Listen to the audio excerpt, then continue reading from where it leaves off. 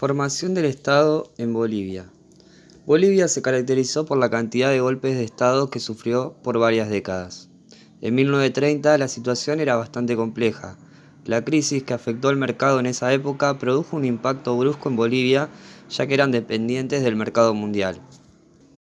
El Estado se encontraba debilitado debido a que la mayor parte de las riquezas eran controladas por empresas mineras, mientras que la oligarquía terrateniente controlaba las tierras expropiadas a los indígenas, a quienes utilizaban para trabajar siendo forzados. Si acentuamos su estrato social en un esquema piramidal, podemos ubicarlo de la siguiente manera. En la cima se encontraban los empresarios mineros y los políticos. Por debajo, la clase media, profesionales, empleados privados o estatales, estudiantes y trabajadores de la mina. Y por debajo de la pirámide se encontraba el 70% de la población, que era campesina e indígena. Es importante destacar que el régimen oligárquico era extremadamente racista. En 1932 se produce la guerra contra Paraguay, llamada Guerra del Chaco. Se gesta a partir de la creencia que tenían con respecto a la existencia de pozos petrolíferos. Por otro lado, acerca a la clase media y baja, y de ese intercambio muchos indígenas aprenden de derechos y políticas, y las clases medias observan el sufrimiento de los nativos. Se produce así una conciencia de la situación del pueblo. En 1935 Bolivia pierde la guerra y se cobra más de 100.000 muertos y la pérdida de un extenso territorio. Esto fue un generador de un descontento masivo y el surgimiento de un sentimiento nacionalista. Aquellos jóvenes oficiales que estuvieron en batalla intensifican un repudio en contra de los dirigentes del régimen e inauguran un periodo de golpes de estado de milicias de izquierda y llevan a cabo la nacionalización de la petrolera estadounidense Standard Oil. Promueven la sindicalización y crean un seguro social. En 1939 el socialismo es desalojado por la oligarquía, que retoma el control y adquiere el poder Peñaranda, aliándose con Estados Unidos y abasteciéndolo con minerales para la Segunda Guerra Mundial. Durante este gobierno surge la MNR, agrupación de izquierda, intelectuales de clase media y alta, apoyados por los obreros, campesinos y algunos grupos militares.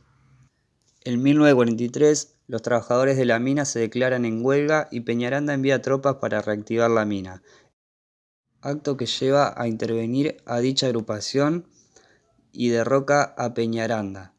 Toma el poder Villarroel, dirigente del MNR y quien luego los haría partícipes activos.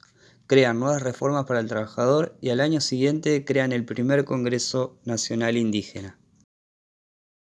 Se conforma una alianza opositora de élites bolivianas y el PIR comunistas.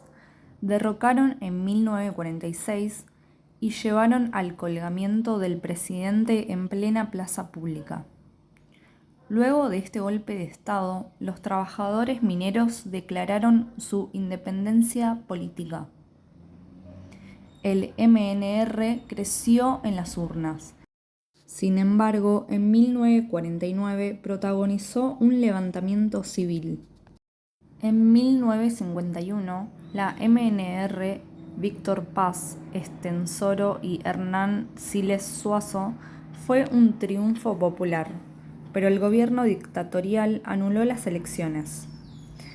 En 1952 estalló la insurrección por los mineros.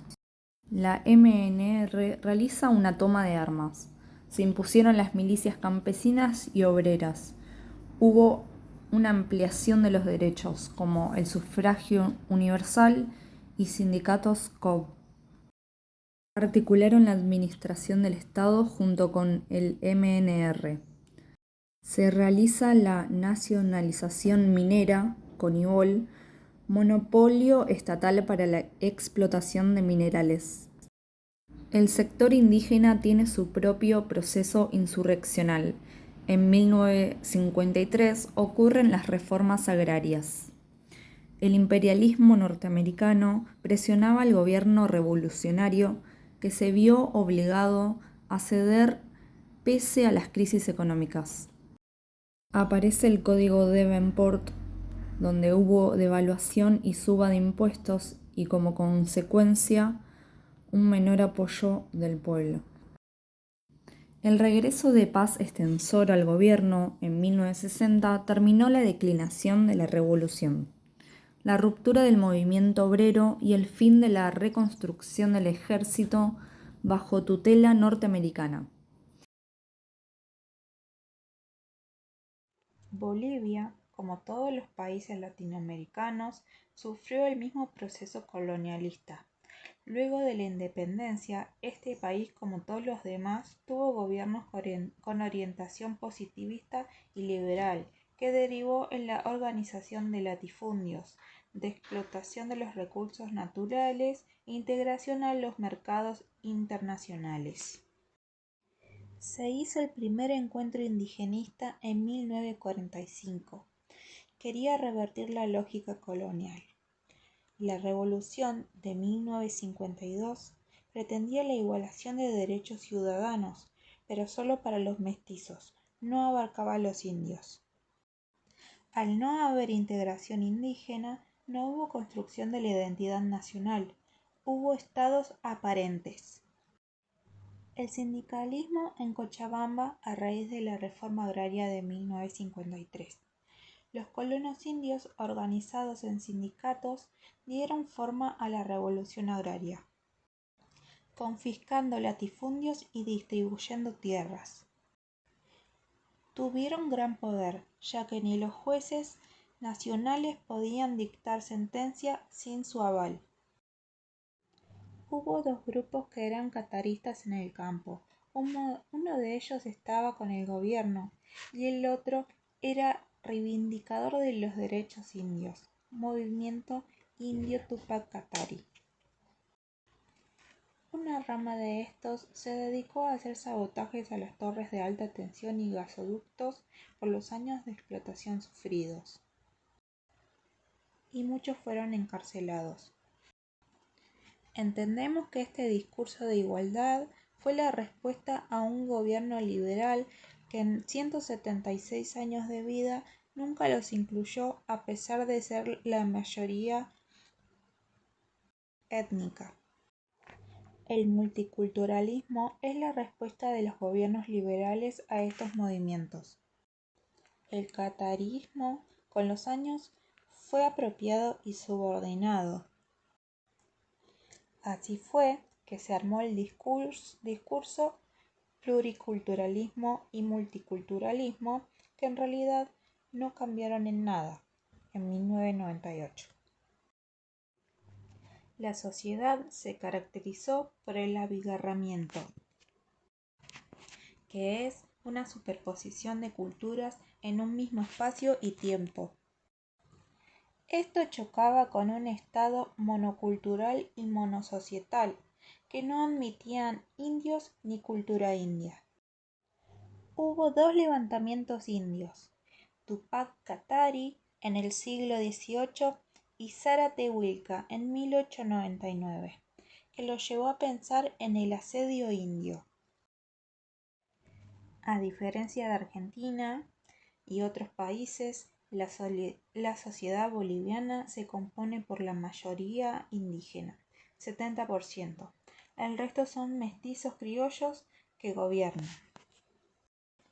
Esta población india no tenía acceso a la política, era excluida y explotada. El discurso dominante decía que el indio era bárbaro, estaba al margen de la sociedad y sin derechos a la tierra. El catarismo surgió cuando los aymaras migraron a las ciudades y lograron los jóvenes la educación universitaria y analizar la historia.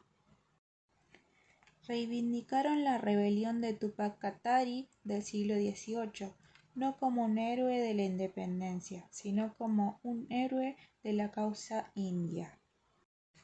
Veían a los indios como el gigante dormido, en referencia a que eran la mayoría de la población. Duró 12 años, de 1952 a 1964, con alianzas y conflictos. Estas milicias fueron desarmadas por la dictadura de Barrientos en 1964. Tuvieron enfrentamientos entre ellos. En 1954 se sometieron al Pacto Militar Campesino, debido a donaciones de los militares de escuelas y hospitales. El general Barrientos ideó este proyecto.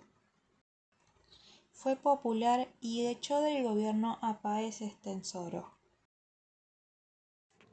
Entonces entendemos que los campesinos lucharon por la posesión de las tierras y los gobiernos por someterlos, con pactos que no funcionaban al no incluirlos en sus derechos. Entonces, en Bolivia está el campesino y el indio. El campesino está incluido, el indio no. Los individuos pueden pasar de una categoría a otra, dependiendo si tienen algo o no tienen nada.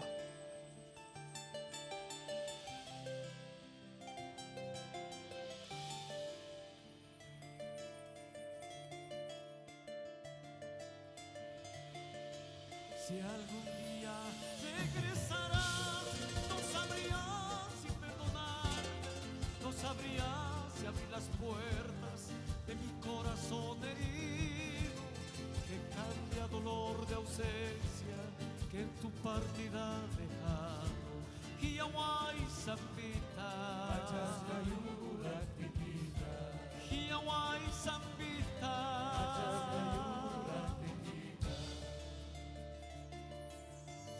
Susa, tutamanta, songoy manta, ziporgaki, zapachisita wagaspa, zikusakispa mas gargaiki, imapachus mulargai, songonanay tapurinaypa, hiawai Zambita,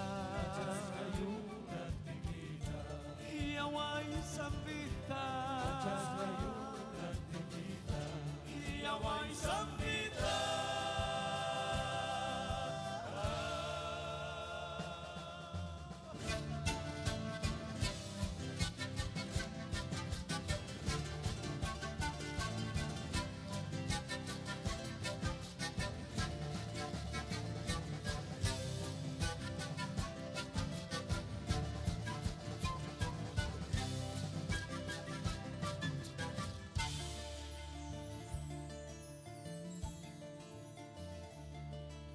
No dejes que yo me muera con la soledad de mi alma, con la ansiedad de tenerte, que en mi silencio has dejado.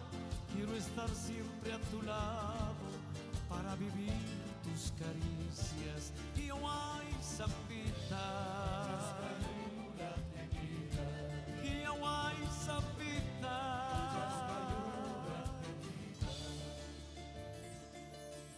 Susa, tutamanta, songoy manta. El movimiento revolucionario. En 1960, en el Salón Municipal de La Paz, organizada por un grupo de jóvenes artistas, con una posición crítica respecto al régimen del movimiento nacionalista revolucionario. El carácter contemporáneo o experimental de las obras que se presentaron en esta exposición se materializó principalmente en su carácter efímero, en el uso de objetos de la vida cotidiana, así como en la presentación de formas alternativas a la pintura y a la escultura.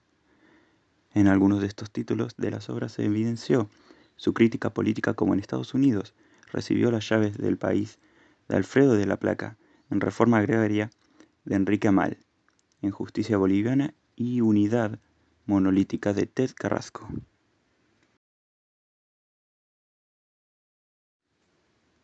Uno de estos artistas de la época fue Miguel Alandia Pantoja, que nació en la zona de Catavi, Potosí, combatió en la Guerra de Chaco en 1932 y fue hecho prisionero. Gran parte de sus trabajos están inflamados por el tema del patriotismo y la exaltación de la clase obrera trabajadora, en especial minera, campesina e indígena.